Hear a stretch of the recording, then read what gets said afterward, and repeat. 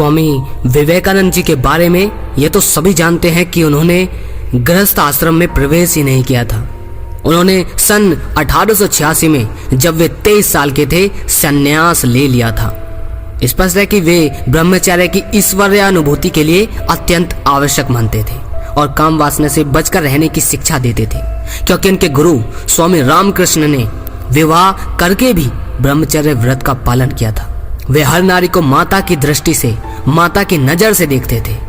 स्वामी विवेकानंद जी ने अपने गुरु के बारे में कहा, जब यह बालक मंदिर का पुजारी था उसी समय उसकी विचित्र प्रकार की पूजा देखकर लोगों को भ्रम हुआ कि इसके मस्तिष्क में कुछ हेर फेर हो गया है, और इसी को देखते हुए उनके परिवार वाले उनको ले गए और उनका विवाह एक छोटी सी कन्या से यह सोचकर करा दिया कि शायद इस रीति द्वारा ही इनके मस्तिष्क का संतुलन फिर से ठीक हो जाएगा।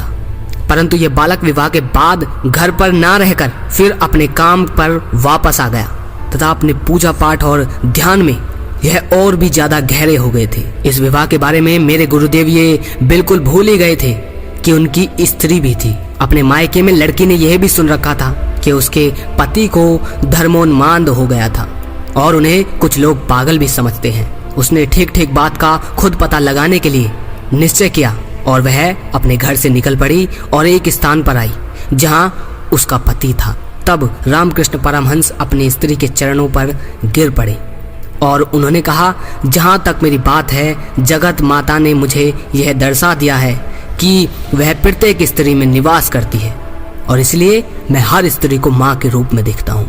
यही एक दृष्टि है जिससे मैं तुम्हें देखता हूँ। वह बालिका अत्यंत पवित्र एवं उदार हृदय की थी और वह अपने पति की आकांक्षाओं को समझ सकती थी। उसने तुरंत ही उत्तर दिया, आपको संसारिक जीवन में घसीटने की मेरी कोई इच्छा नहीं है।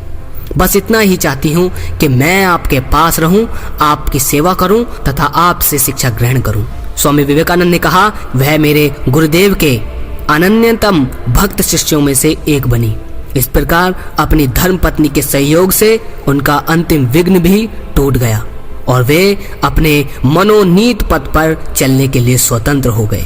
अब आपने देख लिया कि स्वामी विवेकानंद भी स्त्री पुरुष के बीच देह अभिमान वाले संबंध को विघ्न मानते हैं और उनके गुरु रामकृष्ण परमहंस विवाह हो चुकने के बाद भी ब्रह्मचर्य का पालन करते रहे।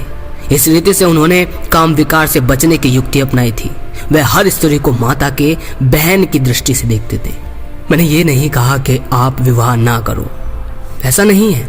मैं आपको बिल्कुल कोई बाबा या सन्यासी बनाने का मेरा कोई उद्देश्य नहीं है, लेकिन मुझे आपको सबल और दृढ़ और मजबूत बनाना है। वीर्य को ऐसे ही ना बहने दो और जल्द से जल्द इस कामुकता की दलदल से, जो आप इतने दुर्बल हो चुके हैं, इस दलदल से बाहर निकलिए। अगली वीडियो में फिर मिलते हैं। जय श्री कृष्णा।